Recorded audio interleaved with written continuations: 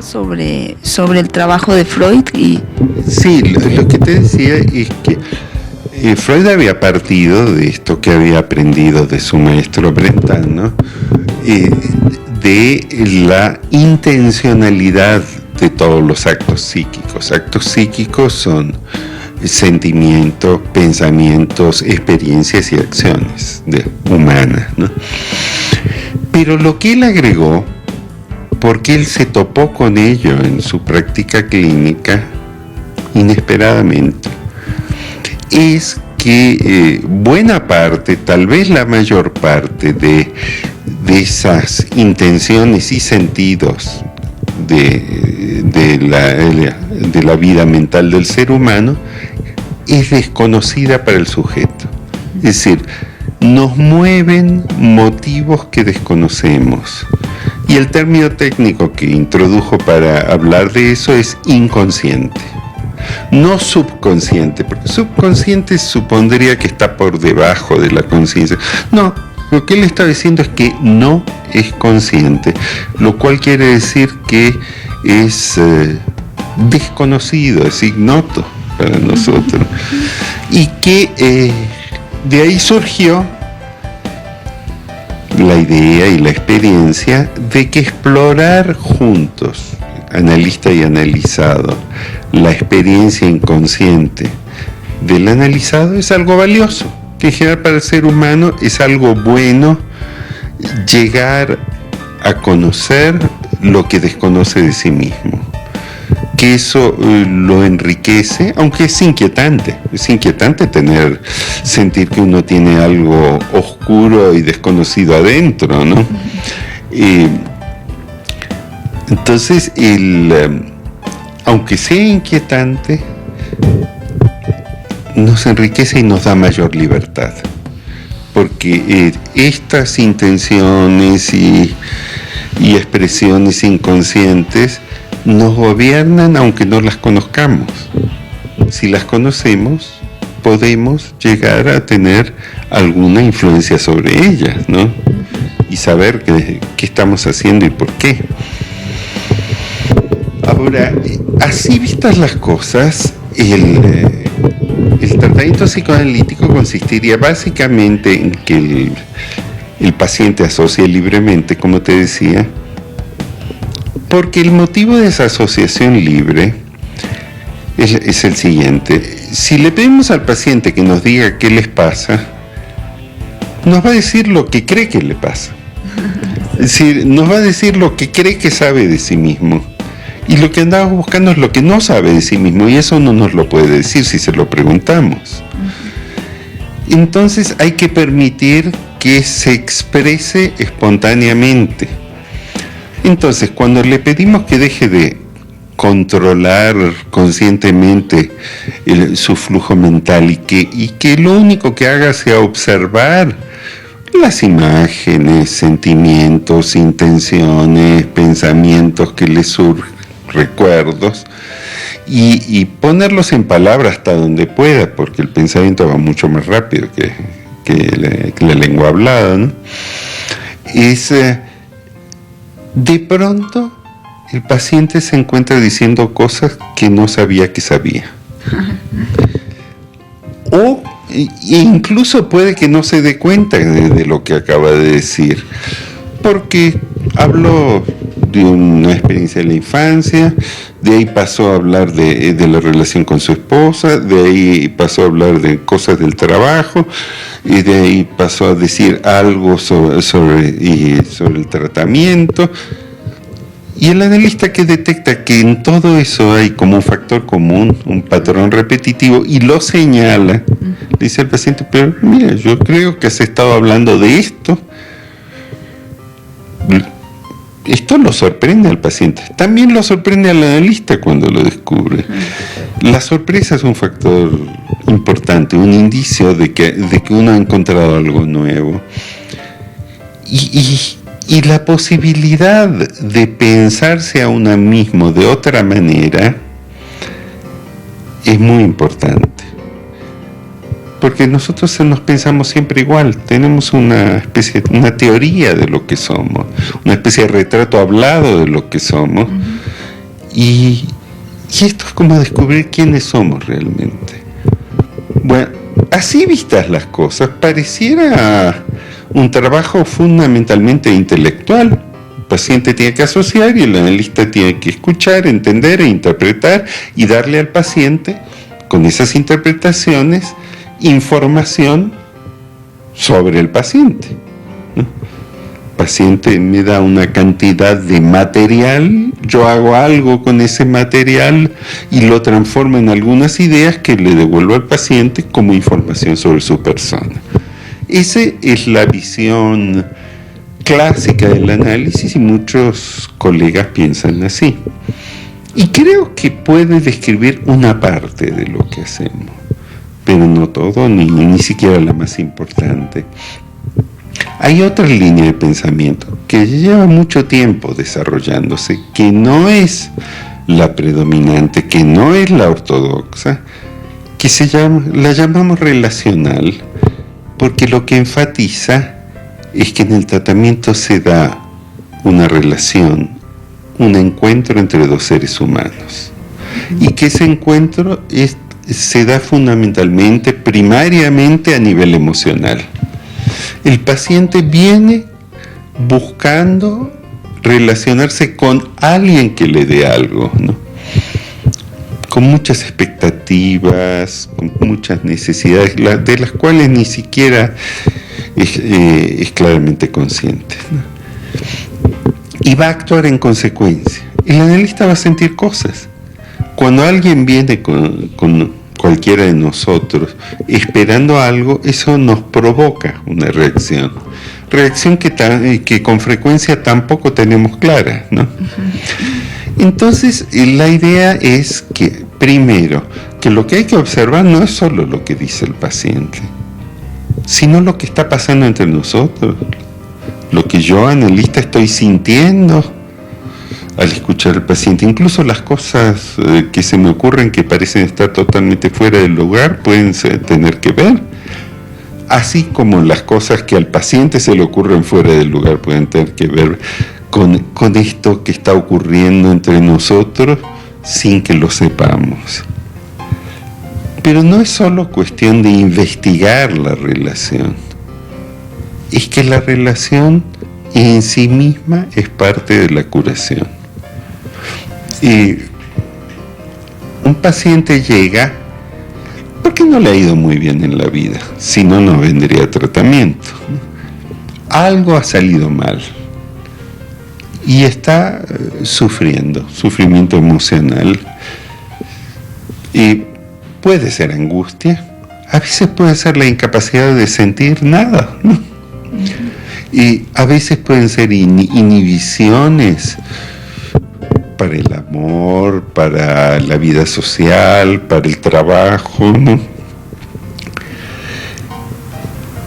Pero básicamente llega porque algo le faltó en la vida, ¿no? Hubo algún tipo de cuidados o experiencias que no tuvo, que debería haber tenido de niño y después, y que no tuvo en su momento. También pueden haberle sobrado cosas, pueden haberle pasado cosas terribles que lo lastimaron, lo hirieron de muchas formas. Por ejemplo, si a un niño se le muere el papá cuando tiene 3 años, esto inevitablemente lo tiene que afectar, ¿no? Es decir, no solo por la pérdida del papá, sino también por todo el proceso de duelo que tiene que pasar la familia. ¿Qué efecto tiene sobre la mamá el que se haya muerto el papá? Si la mamá está profundamente deprimida y sumida en la pena, no va a poder ser muy buena mamá con ese niño, entonces pierde a los dos, y esto deja cicatrices emocionales. Bueno, el paciente llega con todo eso, entonces sin saberlo bien, y además no solo sin saberlo porque lo ignora, sino porque tal vez tuvo que endurecerse para sobrevivir, tal vez tuvo que aprender a ignorar activamente este dolor, estas necesidades emocionales para seguir adelante. Entonces hay que ayudarlo, yo diría, a aflojarse. Hay que descubrir primero todas las cosas que hace para no correr el riesgo de volver a entregarse a otro ser humano. Y en la medida en que pueda permitirse ponerse en manos del terapeuta, hay que cuidarlo, hay que responderle. Es decir, en esta visión, el analista es más un cuidador que un pensador, ¿no? Sí, podríamos decir que los psicoanalistas ortodoxos se piensan a sí mismos como si fueran filósofos, ¿no? Y los analistas relacionales se piensan a sí mismos como si fueran nanas o enfermeras, ¿no? Sí. Entonces, esta visión del tratamiento pues no es muy bien vista en muchos medios psicoanalíticos porque se concibe como que no es objetiva, no es científica, es sentimental, ¿no? Es incontrolable, impredecible, inenseñable, ¿no? Y fundamentalmente inútil. Así es la crítica que nos hacen. Pero hay todo un grupo de colegas, y ya de unas cuantas generaciones, que venimos trabajando con esta idea de que la esencia del tratamiento psicoanalítico es el cuidado, el acompañamiento emocional y la respuesta adecuada a las necesidades del paciente. Esto no niega toda esta investigación de lo inconsciente que planteó Freud, eso también se hace, pero le da mucha más importancia a la persona real del analista y a su participación como persona en este proceso terapéutico, ¿no? Sí. ¿Qué efecto tiene esto en el desarrollo del paciente? ¿Es efectivo este análisis? ¿Realmente llegas a conocer quién eres y cuáles son tus inconscientes intenciones? Y luego, ¿cómo podríamos llevar esto al nivel social, al nivel, me decías del nivel, no recuerdo si dijiste escolar, del trabajo? Cuéntanos un poco de eso, ¿cómo lo podemos hacer más social, esta visión más humana de las relaciones humanas? Bueno, tomo tu primera pregunta. ¿Llega uno a conocer lo inconsciente? Pues uno nunca lo conoce del todo. Sí es cierta nuestra hipótesis fundamental de que algo así como, ¿qué te diré?, 95% de nuestra vida mental es inconsciente.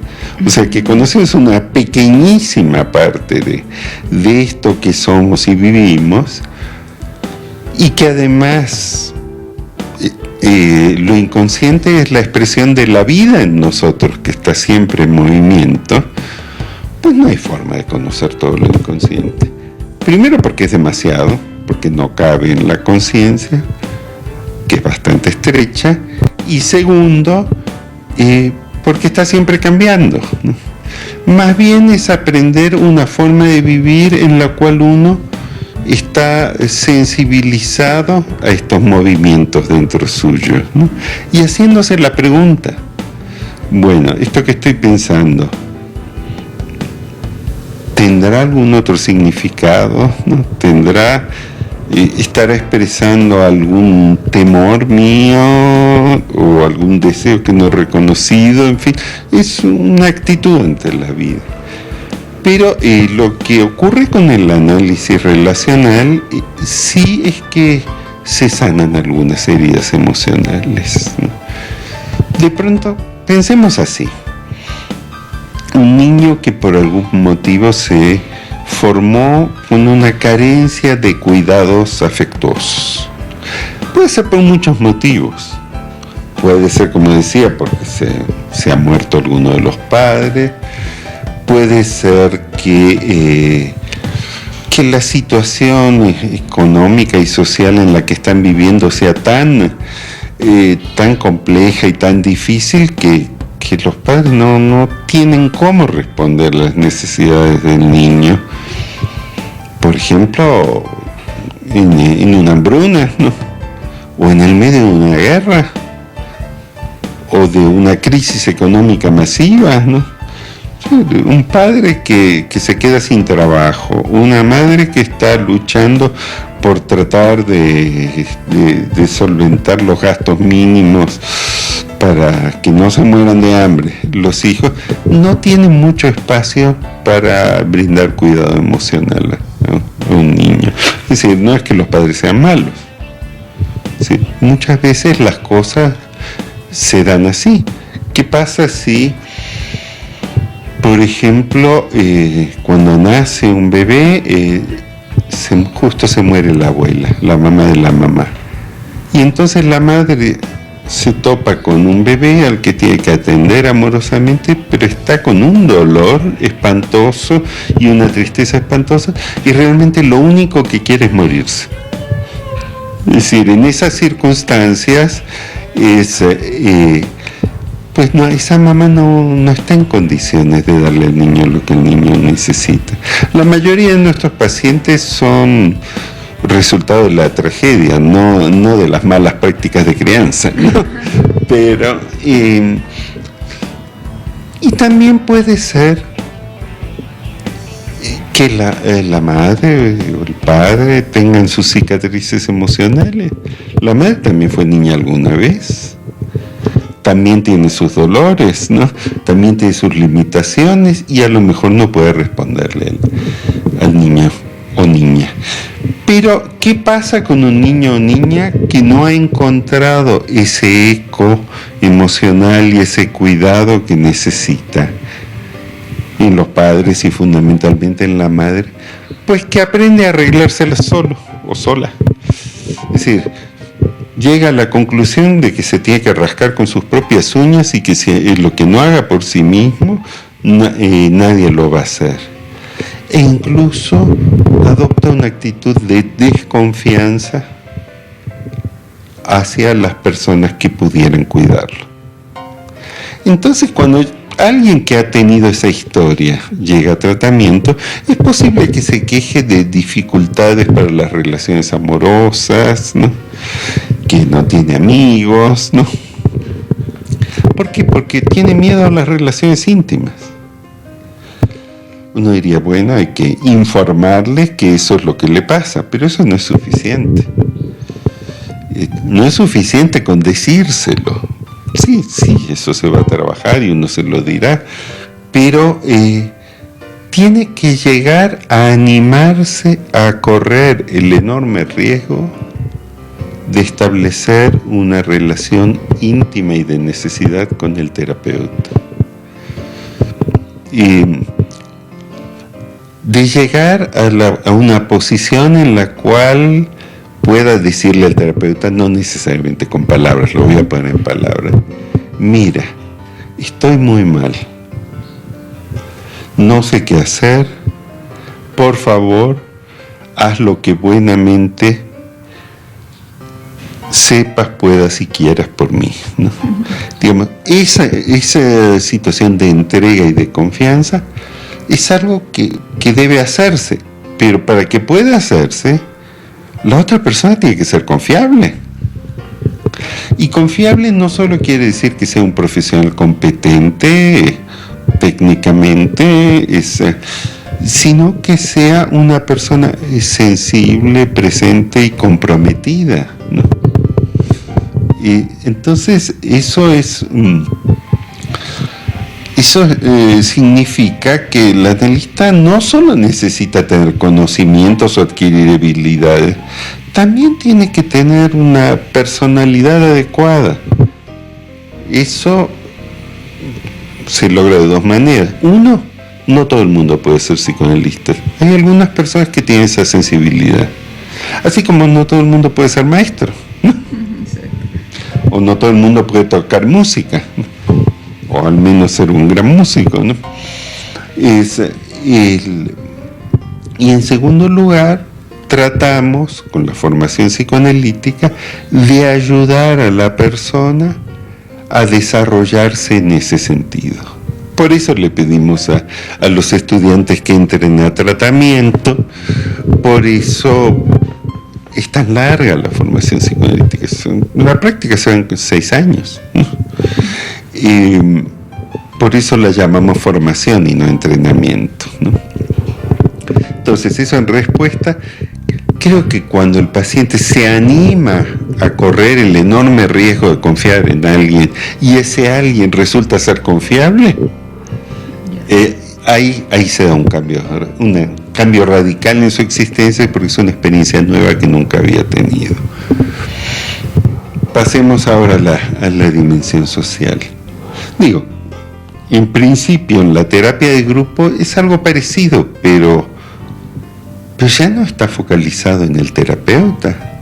Ya es aprender que uno puede confiar en los demás seres humanos, que no tiene que ser solo un ser muy, muy especial, ¿no? Una especie de gurú, el que me cuide, sino poder confiar en la gente igual que uno. Es como confiar en los hermanos. Es decir, ahí la relación es más la relación de ayuda mutua entre hermanos que la relación con un papá que todo lo puede, ¿no? Entonces, algo que uno descubre en una terapia de grupo es que se puede confiar en otras personas y que no tienen que ser muy especiales.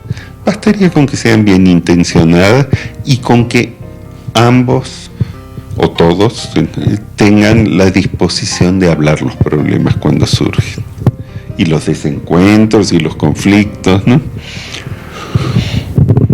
Ahora vamos al nivel social. ¿Qué pasa con el nivel social? En el nivel social se reproducen los mismos problemas. Digamos, así como las personas tenemos miedo de enfrentarnos con un aspecto desconocido, impredecible e incontrolable de nosotros mismos, lo inconsciente, y por eso pretendemos controlar todo y controlarlo a través del pensamiento, a través de los actos, a través de la voluntad, ¿no? Sí. Así como de esa manera actuamos los individuos, así actúa la sociedad. Hay un temor muy grande de toda esa masa de vida desconocida que es una comunidad. Por eso los líderes, los políticos, los gobernantes, habitualmente están tan preocupados por el control.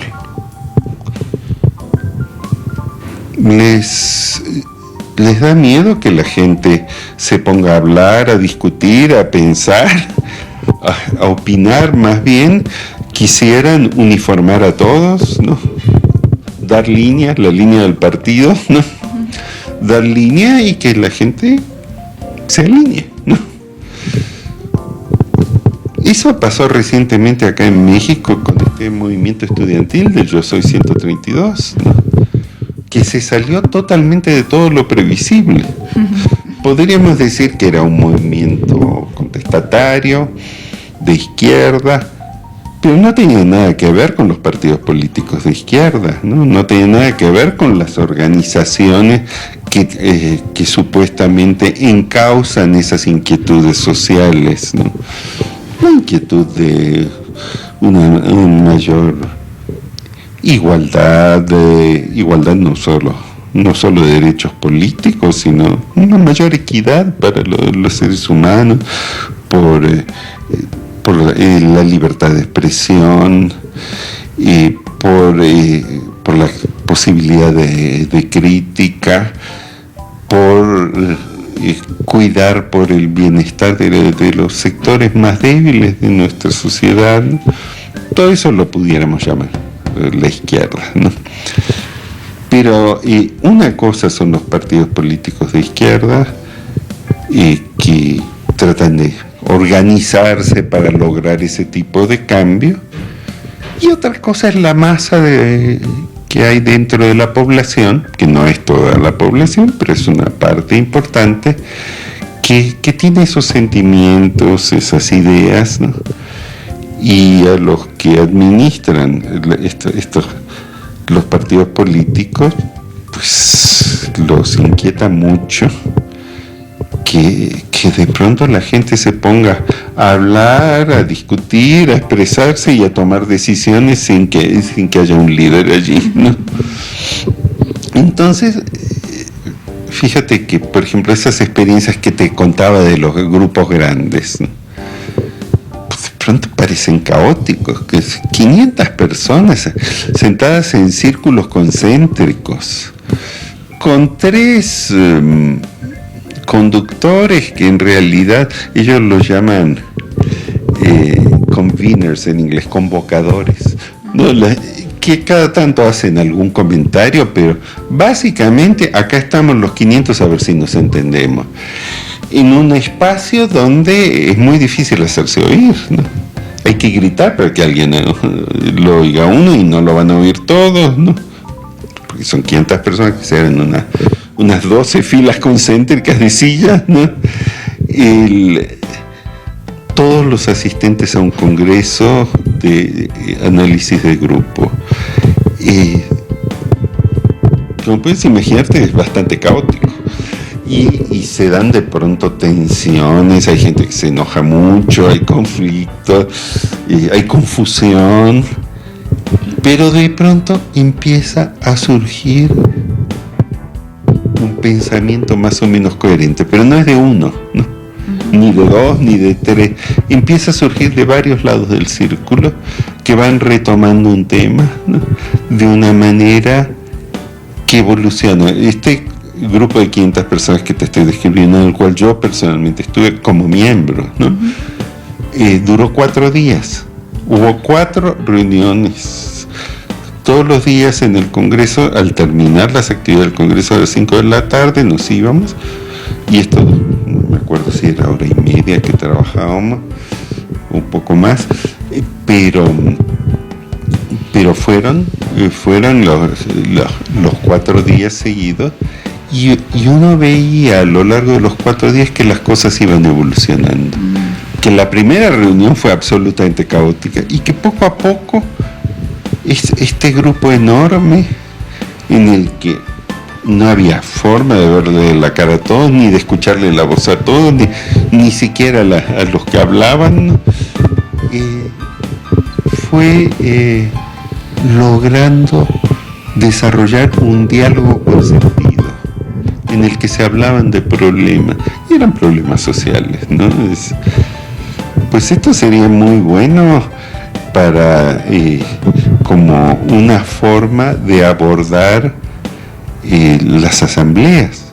Normalmente las asambleas son abordadas por un equipo de conducción que pretende, que ya tiene resuelto cuál debe ser el resultado, ¿no?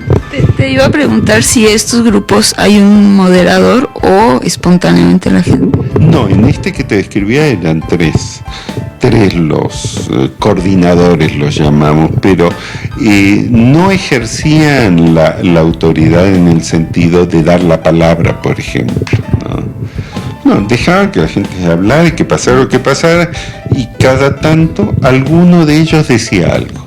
Decía, pienso que lo que estamos discutiendo es tal cosa, ¿no?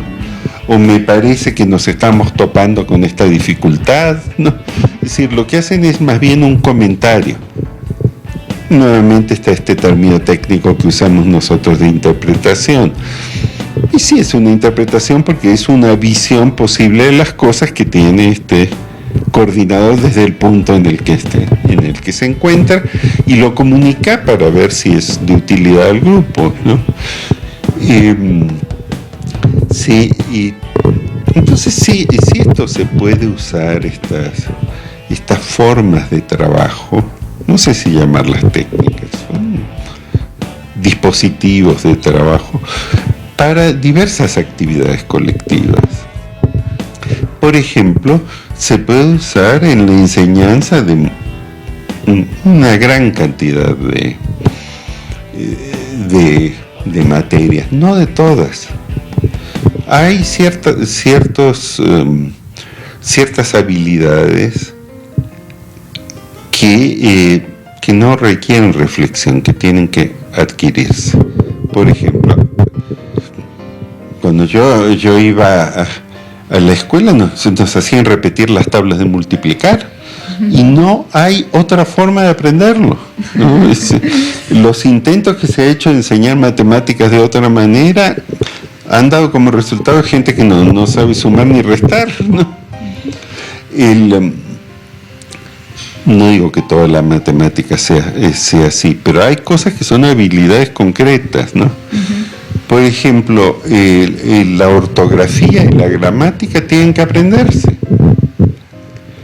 aprenderse así, digamos, en forma reglamentada. La redacción no. La redacción, por ejemplo, se requiere de algo parecido a un taller literario. Supongamos, ¿cómo funciona un taller literario? Se da un tema para escribir, ¿no? O algo. Puede ser un tema o una modalidad de trabajo. Puede ser pedir, escriban un poema, ¿no? O escriban un pequeño ensayo de tantas páginas. O puede ser escriban un cuento. O puede ser escriban sobre tal tema. De cualquier manera, hay una tarea que todos van a realizar, ¿no? Y pues luego se reúnen y cada uno va leyendo lo suyo y los demás comentan, ¿no? No solo el maestro coordinador, no es como la masterclass en canto, ¿no? Donde ahí está el alumno que canta y está el maestro que explica y el resto están todos de público, ¿no? No, esto es un taller literario. Yo creo que hay por lo menos una modalidad de taller literario donde se discute y cada uno dice lo que piensa sobre lo que cada uno ha escrito, ¿no? Y ese diálogo es un acto creativo y es una forma de aprender, ¿no? Y eso se parece más a estos grupos de los que yo hablo. Y creo que ahí el maestro que quisiera coordinar un grupo de eso le sería útil leer lo que los que venimos de la terapia de grupo hemos escrito al respecto. Por ejemplo, estos libros que yo escribí, ¿no? El que escribí sobre el grupo operativo de aprendizaje y el otro que escribimos con mi esposa Reina sobre grupos operativos, pues están centrados en los usos no terapéuticos del análisis grupal, ¿no? Entonces, pero también pueden servir como formas de trabajar en las actividades colectivas y comunitarias, ¿no? Por ejemplo, yo pensaba que pudiera servir para un trabajo en asamblea, pero eso requiere de mucha tolerancia y paciencia por las autoridades, ¿no? Sí. Ahora, hay otra forma en la cual nuestro trabajo puede ser útil. Es decir, en todo este proceso de experiencia e investigación que ha hecho la comunidad de psicoanalistas y analistas de grupos a lo largo que te diré 110 años, ¿no? Si quieres, y han surgido una serie de conocimientos sobre el ser humano que no son generalmente compartidos, ¿no? ¿Sí? Que la mayor parte de la gente no conoce, ni siquiera los profesionales que necesitarían conocerlo. Por ejemplo, las personas que están en puestos de gobierno y tienen que tomar decisiones sobre grandes poblaciones y las toman de una manera poco informada, ingenua, ¿no? sin tomar en cuenta a dónde va a ir a caer sus decisiones. Pensemos por ejemplo esto. ¿Qué pasa con las campañas de promoción de la salud? Sí, estamos viendo la publicidad que nos habla de la obesidad, de la mala alimentación, ¿no? De la prevalencia de la diabetes. Eso es muy bueno que se esté haciendo.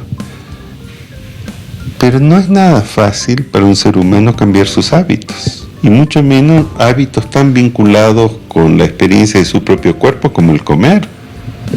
Hemos visto los médicos, por ejemplo, y yo soy médico, conozco esto, los médicos tendemos a dar instrucciones y esperar que se cumplan, y a no tomar en cuenta que la gente no va a poder cumplirlas. Por ejemplo, un cardiólogo puede decirle a su paciente que tiene que dejar de fumar porque tiene problemas en las coronarias y que en cualquier momento va a tener un infarto, ¿no? ¿Y cómo hace alguien para dejar una adicción? El fumar es una adicción. Sí. El médico se queda tranquilo, él ya dio su indicación. Si se la cumple o no, no es asunto suyo. Pero es válido eso. ¿No necesitaría el médico poder entender algo de la psicología del paciente?